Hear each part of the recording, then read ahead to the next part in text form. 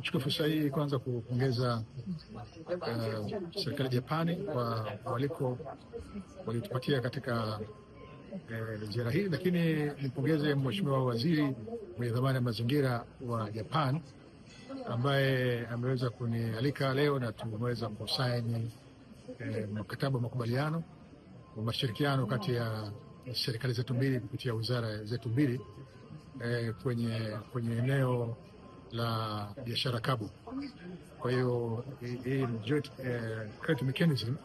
ni jambo ambalo Tanzania tumeweza kupata fursa kushirikiana na Japani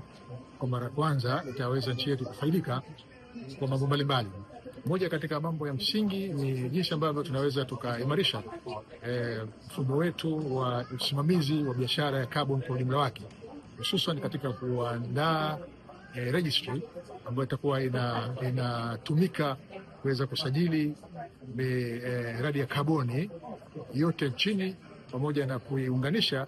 na registry nyingine duniani. Lakini vile vile tumeweza kuzungumzia juu ya namna ambavyo makampuni ya Japani yanaweza sasa yakaja yakashirikiana na nchi yetu na serikali yetu ya Tanzania kuwekeza katika eneo la biashara kabu, hususan katika maeneo ambayo kwa muda mrefu yamekuwa sio kivutio kwa wawekezaji binafsi. Kwa sasa makubaliano baina ya nchi na nchi kwa mara ya kwanza yanakwenda kuibua fursa nyingi sana katika biashara carbon, ikiwemo kwenye maeneo ya miundombinu, maeneo ya usafirishaji, maeneo ya bahari, maeneo ya usimamizi wa taka na maeneo mengine mengi. Kama mtakumbuka kwamba kwa muda mrefu biashara ya kaboni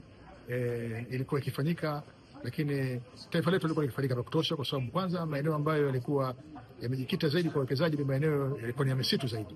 lakini hata bei ambazo tulikuwa tunapata kama taifa zilikuwa za chini. Kwa kupitia makubaliano haya sasa tunakwenda kupata soko la moja kwa moja la serikali ya Japani za bei ambazo zitakuwa zinakidhi zaidi katika miradi yote ya kaboni ambayo tutakuwa tunaibua katika nchi yetu. Kwa hiyo ni jambo ambalo la mafanikio makubwa sana. Tunajivunia kama taifa kuweza kuingia makubaliano haya ya ushirikiano kati ya serikali zetu mbili, lakini hususan kupitia wizara zetu mbili, na nichukue fursa hii kuhakikishia Watanzania kwamba kupitia makubaliano haya tunakwenda kuona mapinduzi makubwa na